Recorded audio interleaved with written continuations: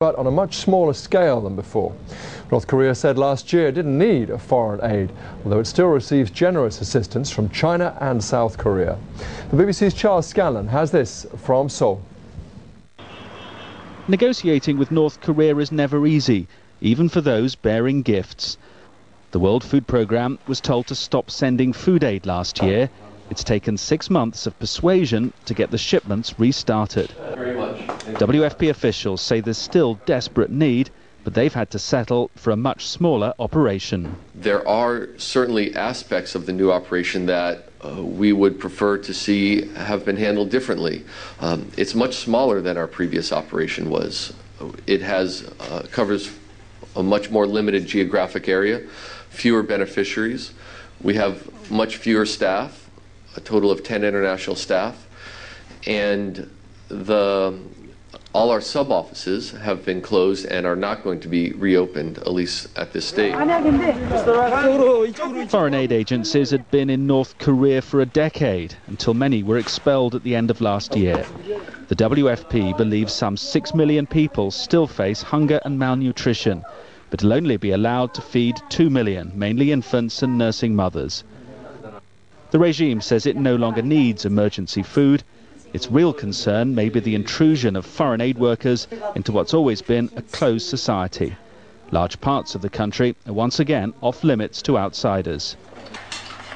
North Korea continues to request and receive generous food shipments from China and South Korea, aid that comes with little or no monitoring. Charles Scanlon, BBC News, Seoul.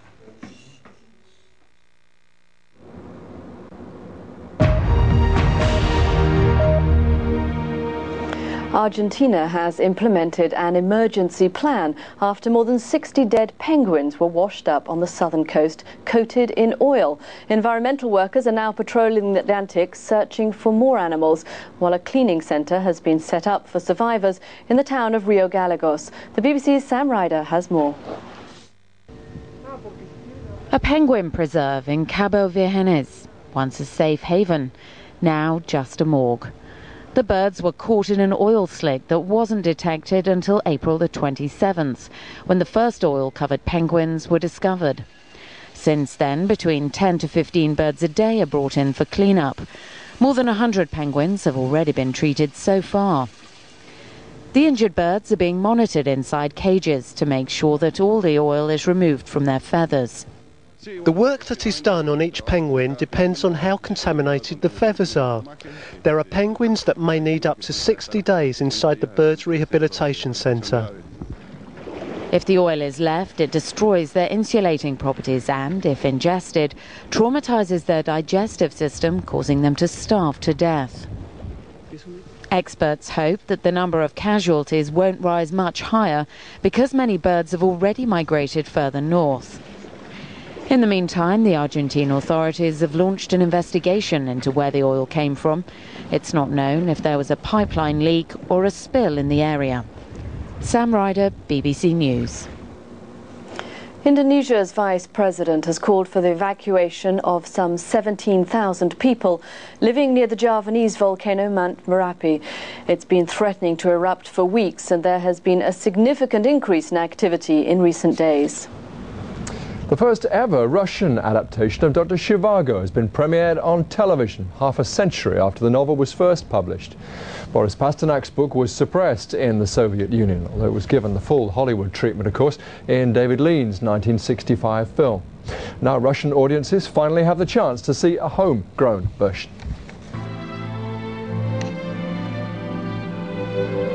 For decades, this story could only be spoken of here in secret. Now it's been filmed for national television. Boris Pasternak's novel, Dr. Zhivago, was banned by communist censors for the way it portrayed revolutionaries. The director of this new TV series remembers when reading it was taking a risk. For the first time, I got to know the novel Dr. Zhivago when I read it. 900 pages typed on cigarette paper in one day.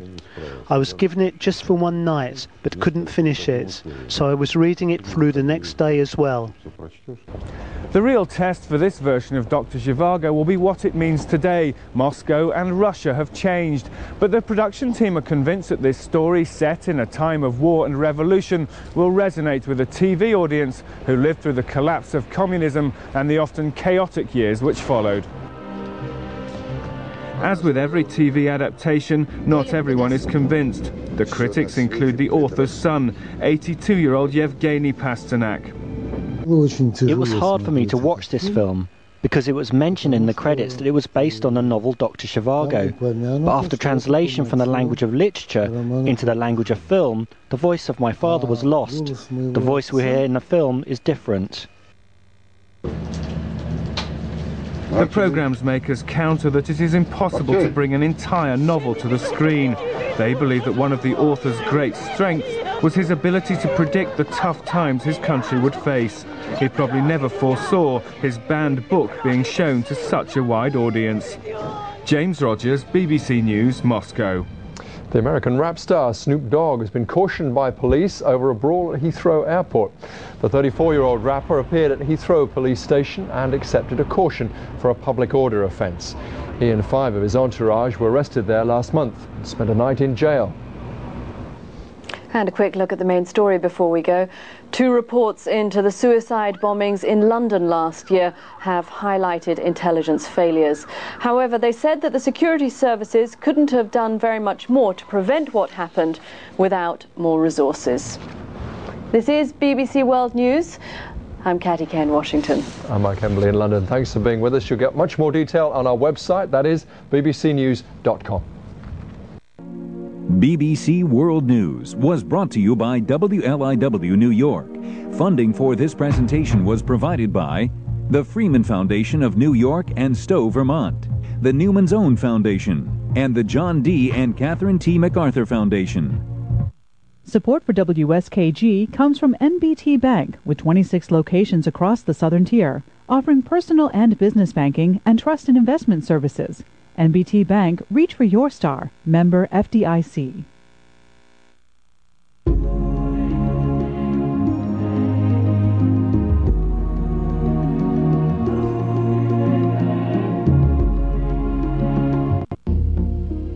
Here's a look at what's coming up tonight on WSKG TV.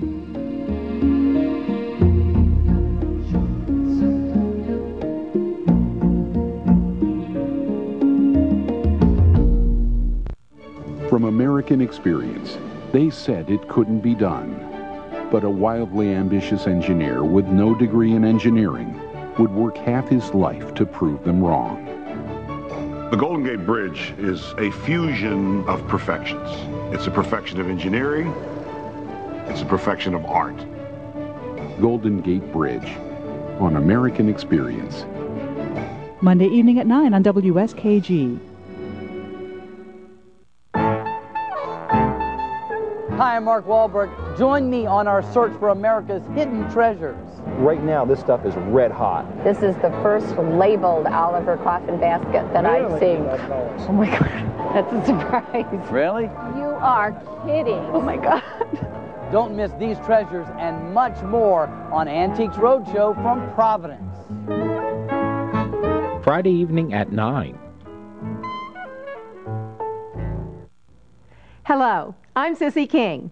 Join us on this public television station for the next Lawrence Welk Show. Here are some highlights. Business like show, business like no, business I know. I could write a sonnet about this Easter bonnet.